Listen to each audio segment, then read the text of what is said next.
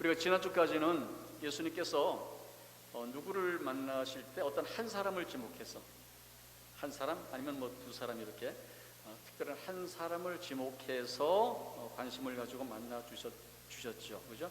막달라 마리아를 만나 주셨고, 엠마오로 가는 두 제자를 만나 주셨고, 의심하는 도마를 만나 주셨고, 낙심한 베드로를 갈릴리 바다까지 찾아가서 만나 주셔서 이렇게 회복시켜 주셨는데, 오늘 본문에서는 11명의 제자들을 한꺼번에 만나십니다.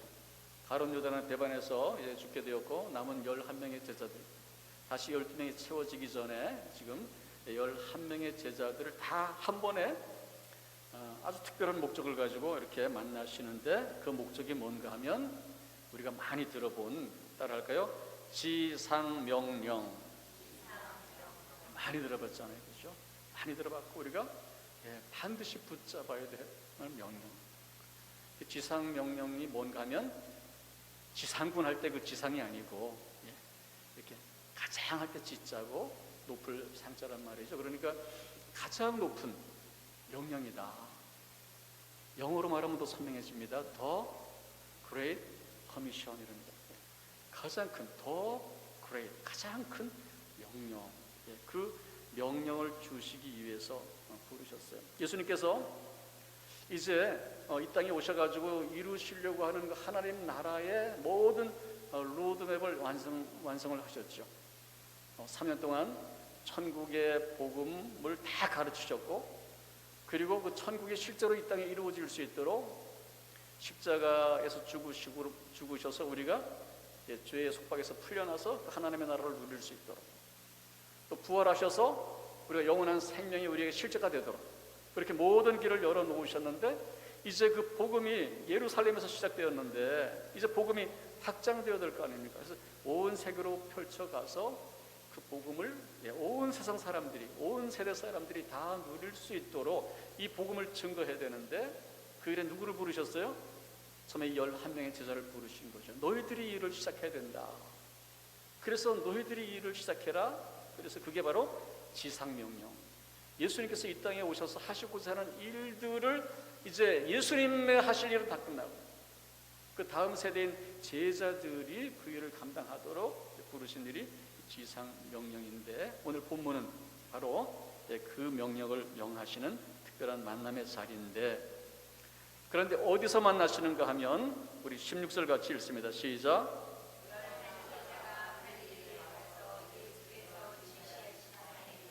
네, 11제자가 어디에 갔다고요? 갈릴리에 가서 예수님을 만났다. 그런데 갈릴리에 가서 예수께서 지시하신 산에 이르러서 그 산에서 만난 것입니다. 그러니까 그 갈릴리에서 만나자고 한 것, 다른 곳이 아니라 갈릴리에서 만난 것이 누구의 의도예요? 예수님의 의도입니다. 우연히 무슨 산에서 만난 것이 아니고 거기서 만나자, 이렇게 미리 약속을 하신 거예요. 언제 그렇게 약속을 하셨냐 하면, 부활했을 때 무덤에 찾았던 막달라 마리아에게 예수님께서 말씀하시기를, 마리아야, 너 제자들에게 가서 그 제자들에게 내가 갈릴리에서 너희들을 만난다고 전해라고 했어요. 갈릴리에서. 갈릴리 한 산이라 그런단 말이죠. 그 과정에 더 구체적으로 어떤 산이라고 말씀을 하셨거나, 아니면 이 예수님과 제자들이 갈릴리에서 많은 사역을 했기 때문에 갈릴리라 그러면 그들의 예수님과 제자들이 만나는 장소가 어느 산이라고 아마 정해져 있었을 것입니다. 그래서 그 산에서 이제 만나게 되는 것인데, 자, 조금 이상하잖아요. 원래 예수님 부활하셔서 예루살렘에서 제자들을 많이 만났더랬습니다. 그러면 예루살렘에서 만나면 되지 않습니까? 예루살렘은 이스라엘의 중심이잖아요. 거기에서 십자가 사건이 있었잖아요. 부활의 사건이 있었잖아요. 그리고 만났잖아요. 제자들이 예루살렘에 있는데 거기서 만나면 되는데 굳이 저 위에 갈릴리에 가서 만나자. 주님의 의도가 있는 줄 믿습니다. 뭔가 하여튼 주님께서 행하시는 일은 우연하게 이루어진 일이 아니고 잘 짜여진 각본, 주님께서 하시고자 하는 일들을 가장 잘 드러내고 기억하기 위해서 어떤 잘 짜여진 각본처럼 행하시는 것이죠. 그럼 왜 갈릴리에서 만나자 그러셨을까요? 예루살렘도 아니고 그 어디도 아닌 갈릴리에서 만나자 그러셨을까요? 네, 갈릴리는 특별한 장소입니다. 예수님과 제자들에게 특별한 장소입니다. 우리가 잘 아는 베드로하고 형제 안드레, 야고보, 요한은 그 갈릴리 호수에서 고기 잡다가 누굴 만났어요? 예수님 만났어요. 예수님이 찾아오셔서 그래서 이제 사람 잡는 어부가 되라. 그래서 그 배하고 그물을 다 던져놓고 예수님을 처음 만난 자리, 하나님의 아들 그분을 만난 자리, 그래서 놀라운 은혜를 체험한 자리가 바로 갈릴리고, 그 외에도 나머지 11명의 제자들이 가룟 유다 빼고 나머지 11명의 제자들은 대부분 갈릴리 혹은 갈릴리와 관련된 지역에 살던 제자들이기 때문에 그들의 고향이기도 하고 예수님을 처음 만났던 자리이고, 그리고 이 땅의 삶으로 끝나는 것이 아니라 천국의 삶이 있다는 놀라운 그런 영적인 은혜를 깨닫게 된 곳이 바로 갈릴리인 거죠. 갈릴리. 그랬는데 또 베드로는 실패했단 말이죠. 실패했는데도 다시 예수님이 찾아가셔서 회복시켜 주신 자리가 어디예요? 갈릴리 호수란 말이죠. 그러니까 너희들 처음 만났던 자리, 얼마나 그때 막 충만했었냐, 얼마나 기뻤었냐, 얼마나 그냥 소망이 넘쳤었냐, 얼마나 비전이 넘쳤었냐, 그 자리. 때로 또 낙심하고 베드로뿐만이 아니라 함께 7명의 제자들이 낙심해서 갈릴리에 갔지만, 너희들이 낙심했었지만 새벽바다에서 회복시켜 주신 그 은혜를 기억하면서 우리 다시 새롭게 시작하자. 그때를 기억하면서 마음을 새롭게 해서 주님께서 명하시는 이 지상 명령을 잘 수행하는 자로 세워주시기 위해서 특별히 갈릴리에서 만나신 줄 믿습니다. 우리도 마찬가지예요. 우리도 때로 믿음 생활 하다가 비전을 잃습니다. 비전. 내 인생이 뭐지? 내가 이렇게 믿음 생활한다는 것이 뭐지? 어떤 비전을 잃고 이 향방이 흔들릴 때가 있습니다. 소망이 흐려질 때가 있습니다. 믿음이 연약해질 때가 있습니다. 그럴 때 우리는 어디를 가야 된다고요? 갈릴리로 가야 됩니다. 갈릴리. 주님께서 만나자고 하시는 자리, 주님께서 만나 주시는 자리, 다시 회복시켜 주시는 자리, 그리고 갈릴리로 가야 될 줄 믿습니다. 특별히 각자가 보면 영적인 여정 가운데 각자의 갈릴리가 있죠. 주님을 정말 특별하게 만났던 처음 만남이었건, 아니면은 강렬하게 만났던 어떤 그런 장소가 있고 시간이 있고 그런 상황들이 있습니다. 그것이 개인적으로는 아마 여러분들의 영적인 갈릴리가 될 것인데, 그런데 믿음이 흔들리고 힘들 때 그때를 기억하면서 그때의 어떤 충만함과 은혜를 사모하면서 주님께로 나아가시기 바랍니다. 그러면 그곳에서 그 처음 만났던 그런 감격을 회복시켜 주시죠. 그런데 우리 모두에게 동일한 갈릴리는 어딘가 하면, 가장 강력한 갈릴리는 어딘가 하면, 그런 개인적인 체험도 매우 강력하지만 가장 강력한 갈릴리는 예수님의 십자가로 세워진 곳, 예수님의 부활로 인해서 세워진 것, 예수님의 영이 임해서 세워진 곳, 그곳이 어디죠? 예수의 이름이 있는 곳, 예수의 몸된 교회인 줄 믿습니다. 그것이 가장 강력한 우리 모두의 갈릴리예요. 그곳이 우리가 예수님을 믿고 은혜를 받는다는 것이 어디 세상 나가서 어디에 가서 가능한 것이겠습니까? 예수의 이름이 있는 곳, 예수의 피가 있는 곳, 예수의 부활 생명이 있는 곳, 예수의 영이 운행하는 이 교회가, 몸된 교회가 가장 강력한 우리를 회복시키는 갈릴리인 줄 믿으시기 바랍니다. 그런데 장소를 얘기하는 것이 아니고, 그런 교회에 와서 교회에서 주님과 교통하는 자리, 영적인 것이 중요하죠. 이 물리적인 장소가 중요한 것이 아니라 이곳에 사는 영적인 행위가 중요한데, 그것이 뭔가 하면 그 주님을 경배하고 예배하는 것, 그 주님과 소통하는 것, 그 주님의 음성을 듣고 우리가 따라가는 것, 그것이 바로 영적인 갈릴리, 영적인 갈릴리. 물리적인 갈릴리이기도 하고 영적인 갈릴리이기도 한 주님 앞에 늘 나와서 사시게 되기를 바랍니다. 그러면 거기에서 우리의 심령이 새로워지는 거예요. 의심도 생길 때도 있고, 때로 뭐 흔들릴 때도 있고, 그렇지만 갈릴리 올 때마다 주님께서 먼저 거기 계시고, 그리고 지난번에 한번 간증 잠깐 했던 것 같은데, 우리 사모님 기도할 때 이렇게 임재하셔서 이렇게 나타내 주시는데, 임재 가운데 이제 교통이 되는 것이죠. 그랬더니 주님께서, 아니, 네가 힘들 때뿐만이 아니라 항상 함께 했어? 아니, 네가 그 자리에 나와서 기도하기 전에 내가 먼저 와서 기다렸어? 이렇게. 주님은 오늘도 우리와 함께 하시는 줄 믿습니다. 우리와 약속하신, 은혜를 주시기로 약속하신 이 갈릴리에 주님께서 늘 계시고, 우리가 주님 부를 때 주님 응답하시고 우리를 새롭게 회복시켜 주시는 줄 믿습니다. 그래서 갈릴리를 떠나지 마세요. 힘들 때마다, 힘들면 힘들수록 더 이 갈릴리를 찾아오세요. 예배의 자리, 소통하는 기도의 자리, 주님의 음성을 듣는 말씀의 자리로 나오셔서, 그래서 주님이 우리를 새롭게 하시고 인생의 사명을 주시고 그 사명을 감당할 힘을 주시는 줄 믿습니다. 그래서 갈릴리에서 영적 비전을 품게 되고, 남은 인생을 내가 뭐 하고 살아야 되지? 남은 인생, 예수께서 주신 비전을 품고 그 비전을 이루어드리는 인생 되시기를 주님의 이름으로 축원합니다. 그런 사명자가 되시기를, 영광스러운 사명자가 되시기를 주님의 이름으로 축원합니다. 그런데 주님은 어떤 자들을 사명자로 세우시는가 하면 17절 말씀 읽습니다. 시작.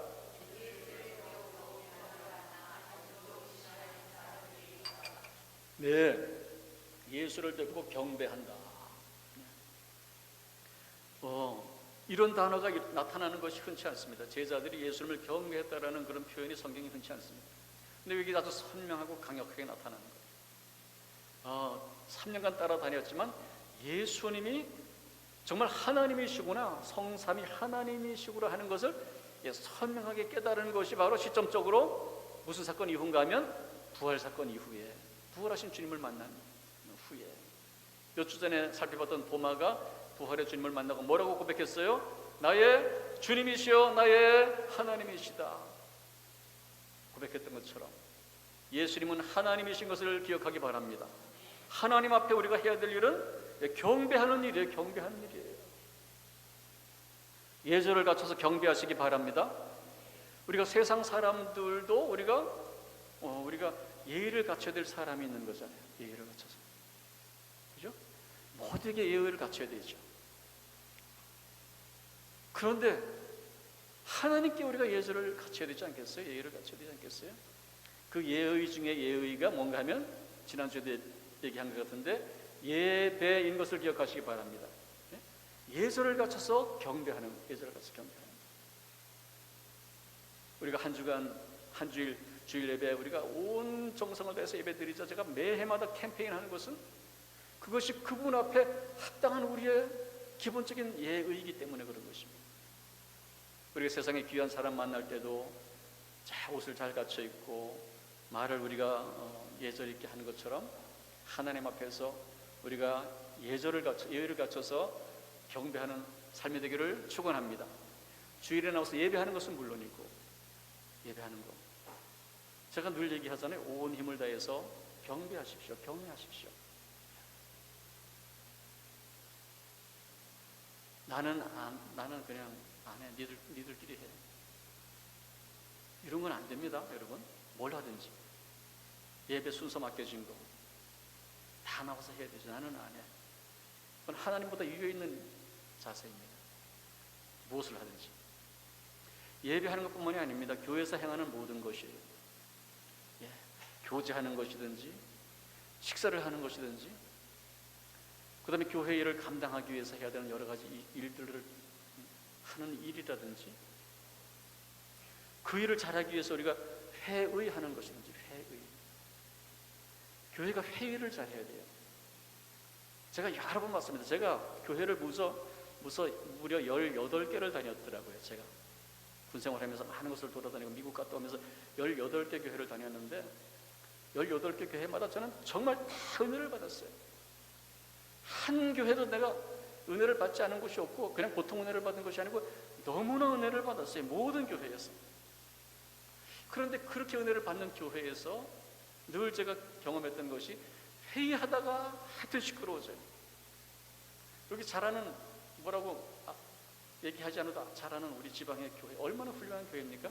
제가 전도사 할 때 얼마나 훌륭한 교회인지 몰라요. 근데 회의할 때마다 하여튼 간에 그렇게 그냥 힘들게 해서 목사님이 힘들게 하고 하여튼 분위기 깨는 사람 있었어요. 송탄에 가면 우리 침례교회 훌륭한 교회 있습니다. 제가 청년부 담당 전도사였는데 얼마나 훌륭한지 몰라요. 그 교회 목사님 지금도 훌륭합니다. 회의할 때마다 하여튼 간에 속삭이는 사람이 있어요. 자기 주장하는 거예요. 자기 주장하는 거야. 아니 성도들이 수백 명인데 자기 주장만 옳다는 거야. 목사님이 아니야 이렇게 하고 이렇게 하자. 목사님이 생각이 없겠어요? 그래도 지 주장이 옳다는 거야. 그렇게 열심히 교회를 애써가지고 이끌어오고 성도들이 목사들이 이렇게 오는데 회의 한번 하다가 그냥 분위기 쫙 깔아져 몇 달 후유증을 앓습니다. 몇 달 후유증을 앓아요. 여러분 회의하는 것도 하나님의 경외함으로 하시기 바랍니다. 하나님 앞에 회의하는 것입니다. 성도들을 존중하고 목사들을 존중하는 그런 예배자들이 되기를 축원합니다. 자, 이제 그렇게 예배하는 자들이 있었는데 그런데도 뒷부분을 보면 아직도 뭐 하는 사람이 있었대요? 의심하는 사람들이 있었대요. 의심하는 사람들이. 아니 이상하잖아요. 예수님을 지금 몇 번씩 봤는데 부활하신 예수님을 보여주고 못자국도 보여주고 뭐 다 했는데 아직도 의심하는 사람들이 있었대요. 왜 그럴까요? 부활 사건은 그런 거예요. 보고도 의심이 생기는 거예요. 대체 진짜 내가 봤는데 예수님 정말일까? 잘못 본 거 아닐까? 우리가 무슨 환상을 보는 거 아닐까? 이거 홀린 거 아닐까? 아니 부활하셨다 치더라도 그럼 우리가 어떻게 살아야 되지 이거? 다시 또 핍박받는 거 아닐까? 이제 이런 여러 가지 의심도 들고 두려움이 있는 것이죠.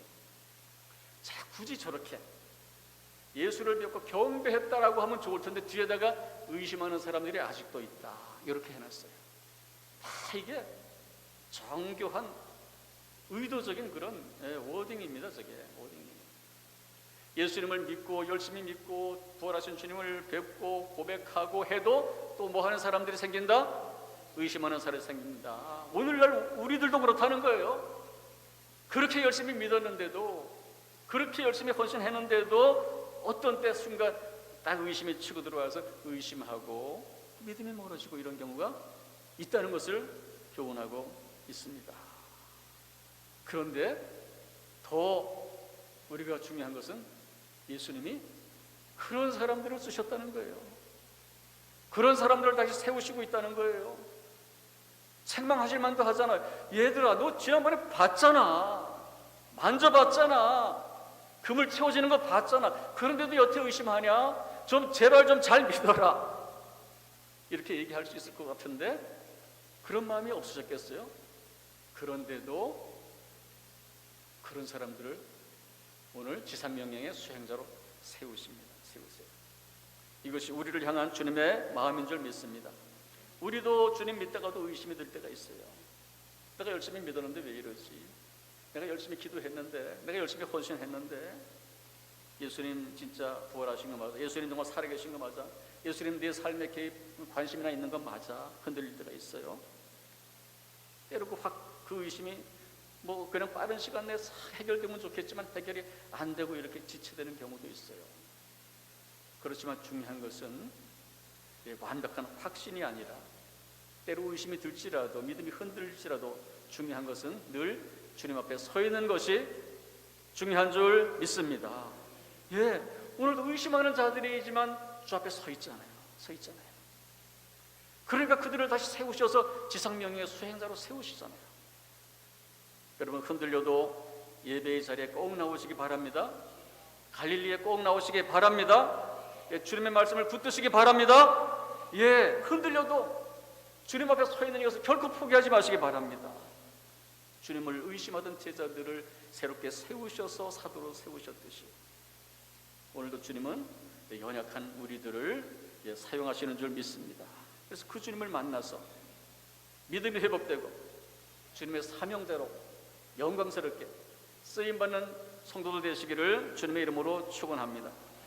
제자들을 다시 만나신 주님은 제자들에게 지상명령을 주시는데 먼저 이렇게 말씀하십니다. 18절 말씀 시작.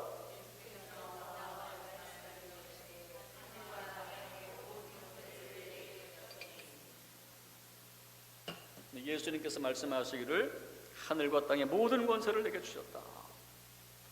자, 명령을 주시기 전에 지금 그 서론적으로 이 명령을 주시는 자신이 어떤 분이신지를 지금 이렇게 선포하고 천명하는 거예요. 그런데 하늘과 땅의 모든 권세를 가진 자다. 지금 제자들 앞에서 세상을 향해서 지금 천명하고 선포하는 것입니다. 이게 대단한 선포예요. 대단한 선포. 세상의 하늘과 땅의 모든 권세가 내 것이다. 내가 모든 것을 다스린다. 선포할 수 있는 분 누가 있겠어요? 하나님만이 하실 수 있는 줄 믿습니다.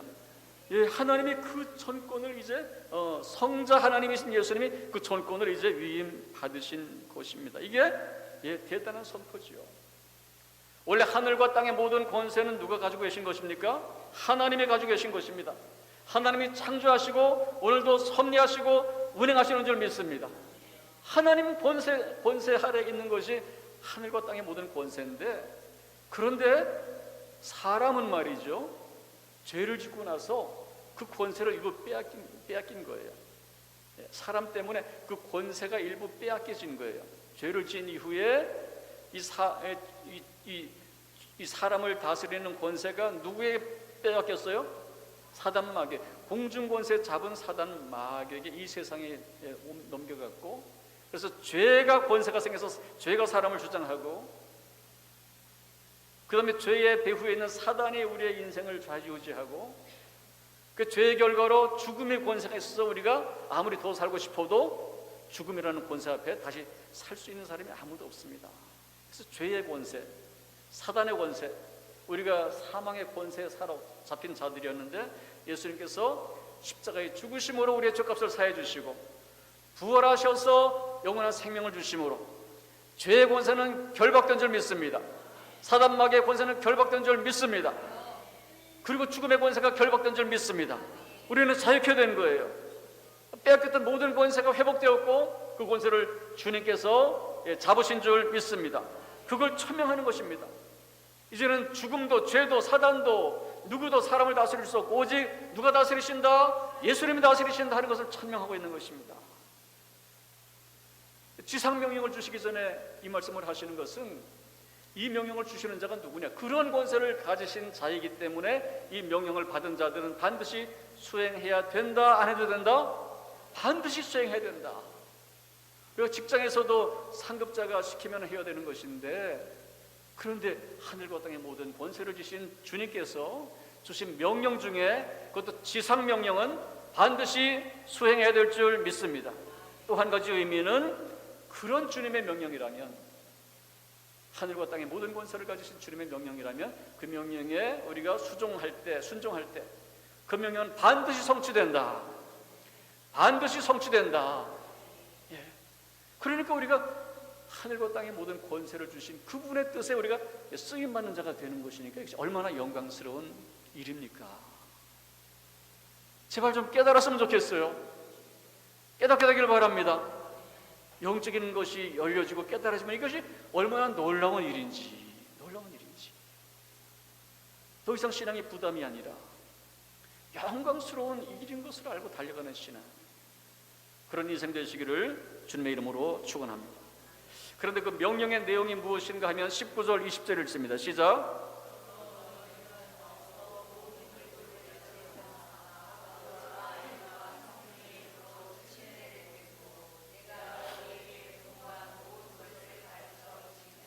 이게 지상명령의 내용인데, 그러므로 너희는 가라 라는 명령으로 시작돼요. 어디로 가는가 하면 모든 민족으로. 뭘 하기 위해서 가는 거예요? 제자 삼기 위해서 가는 것입니다. 이걸 좀 다시 간단하게 정리를 해보면은 모든 민족을 따라 모든 민족을 제자 삼기 위하여 가라. 고. 간단해요. 고. 이게 지금 지상명령의 핵심 내용입니다. 핵심 내용. 여러분, 우리는 가도록 부르심을 받은 자들인 것을 기억하시기 바랍니다. 가야 돼요. 주께서 가라, 고 명령하시잖아요. 우리가 예수님 믿고 구원받고 교회 공동체를 이루어서 해서 예배드리고 함께 교제하고 서로 사랑하고 섬기고 봉사하고 하는 거 너무나 중요한 일입니다. 그 반드시 해야 되는 것이죠. 그런데 그 모든 행위의 지향점이 뭐가 되어야 되는 거예요? 우리가 따라합니다. go. 가야 되는 것이 지향점이 되어야 돼요.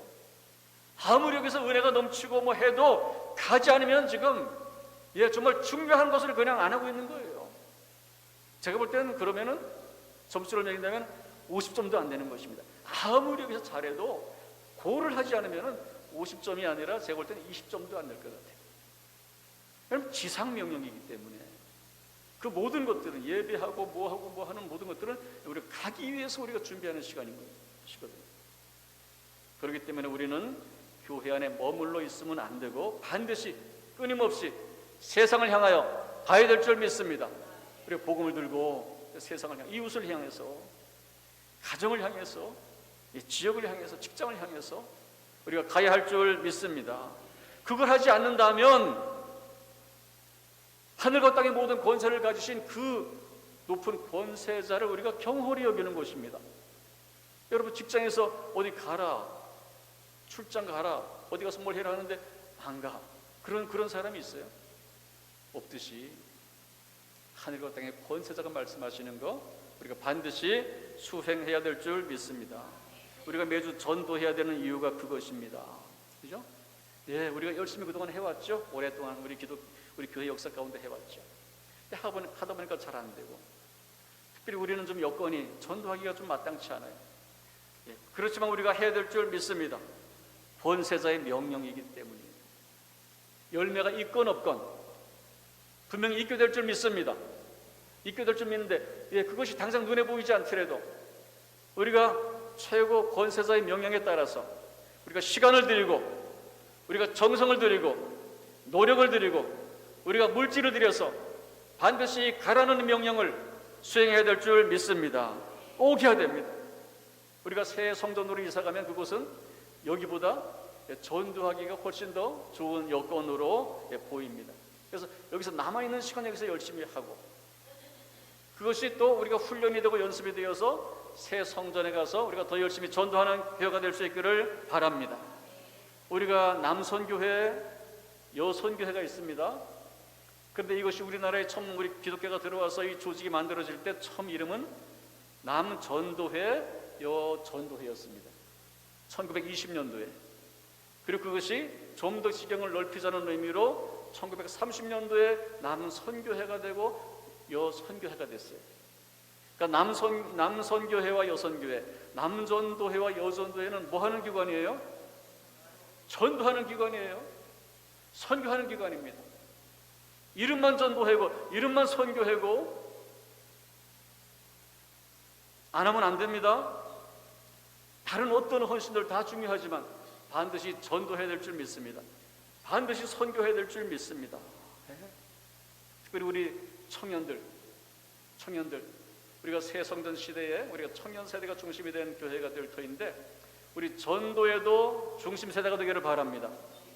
젊은 시절 그 순수한 열정을, 그 에너지를 권세자가 명하신 그 일에 쓰임받는다면 얼마나 귀한 인생이 되겠어요. 우리 청년들 반드시 동참하시길 바랍니다. 우리 남선교회 반드시 동참하시길 바랍니다. 구역별로 우리가 담당을 해서 우리가 할 때 청년들 같이 나오시고 우리 남선교회 같이 나오시고, 청년들은 따로 해도 좋습니다. 따로 해도 좋습니다. 한 달에 한 번 정도 날을 정해서 반드시 동참하시기를 바랍니다. 선교가 있는데 조금만 더 하고 마치겠습니다. 선교가 있는데 집중하세요.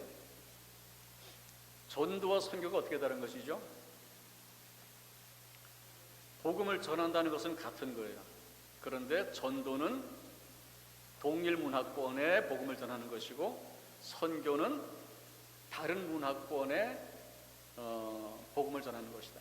나라라고 그러지 않고 문화권이라고 하는 것은 이제 의미가 있는 것인데, 쉽게 말하면 다른 나라, 다른 민족에게 가서 복음을 전하는 것을 뭐라 그래요? 선교라고 그런다. 전도는 우리 아는 같은 나라 말을 쓰는 여기서 하는 게 전도예요. 근데 청소년은 전도라 그럽니까? 선교라 그럽니까? 청소년 선교라 그럽니다. 주로 청소년 선교라 그래요. 어린이는 전도라 그러는데, 왜 그래요? 어린이는 같은 문화권이에요, 우리 부모들과. 청소년 되면 저 아이들은 딴 나라 세상 사람들이에요. 청소년 선교라 그럽니다. 군대는 전도라 그러니까 선교라 그럽니까? 군 선교라 그래요. 왜냐?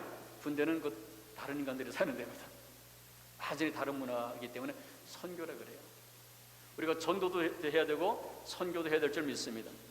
특별히 우리 선교는 우리 교회가 이제 제 비전은 더 우리가 직접 선교 현장에 참여하는 선교, 그런 교회가 되기를 소망해요. 왜냐하면 우리가 선교 현장에 나가 보면 하나님의 마음을 알 수 있어요. 영혼들을 향한 하나님의 마음을 알 수 있어요. 아, 하나님이 여기에 와 계시는구나. 눈물 흘리는 하나님의 마음을 볼 수 있습니다, 선교 현장에 가면. 그리고 선교 현장에 가면 이 복음의 능력이, 예수 이름의 능력이 얼마나 강력하고 실제인지를 우리가 알 수 있습니다. 그러면 우리 마음속에서 복음이 뜨거워져요. 그래서 그들을 살리기보다 우리가 먼저 살아나게 돼요. 우리가 더욱 그렇게 현장으로 달려가는 그런 선교하는 교회가 될 수 있기를 바랍니다. 같이 기도해 주시길 바랍니다. 그렇게 지상명령에 순종하는 자들에게 마지막으로 주님께서 귀한 약속을 주십니다. 20절 하반절 시작. 할렐루야. 얼마나 귀한 약속이에요. 주님은 사명만 주시고 떠나가는 분이 아니십니다. 사명을 감당할 수 있도록 우리와 함께 하시는 줄 믿습니다. 주님이 함께 하신다면 얼마나 힘 있는 인생이 되겠어요. 그런데 아무에게나 함께 하시는 것이 아니라 뭐하는 자에게? 지상명령을 수행하는 자들에게 주님이 함께 하신다.